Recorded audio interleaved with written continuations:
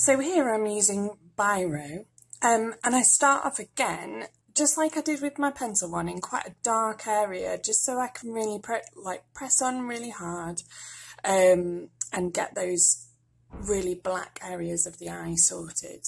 I tend to do all of the solid black in one go, and then think about how I'm going to do the rest of the tones. So you can see I'm going round and I'm doing the kind of darkest bits. To get different tones with biro, there's two things that you could do. You can change the pressure with your pen, which doesn't work anywhere near as well as pencil, but sometimes it gives you an interesting texture. Or you can leave bigger gaps between your marks. So if you think back to the mark making that you've done in year 9, and you also did quite a lot of it in year 7, then you leave bigger gaps between your marks and it starts to look different tones. One of the things that I would suggest thinking about when you are using biro, and I'm really careful to do it in this video, but you can't really see it because it's sped up a little bit too much, but it's much easier to blend your biro together if you are picking your pen up after each stroke. So you are making individual marks rather than doing a sort of colouring action. And that just means that you can, blend the marks together a bit more and it just works slightly better for you. So here's an example on the skull where I use a lighter pressure to kind of shade in the skull and make it nice and dark, but it still has quite a bit of tone on there.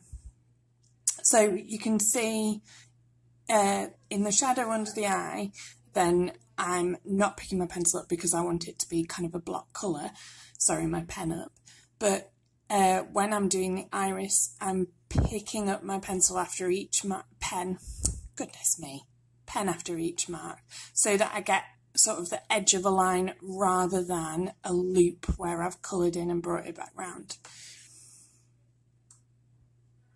And again, I spend quite a bit of time doing the sort of outside of the eye, and I make sure that I do get a bit of shading in that eyeball to really make it look 3D. So remembering again that it's a sphere, so it does have tone in it, rather than just being white. And it's a little bit more tricky on the biro drawing to remember to put in your highlights, because obviously you can't rub it out. So just really think about where your highlights are going to be.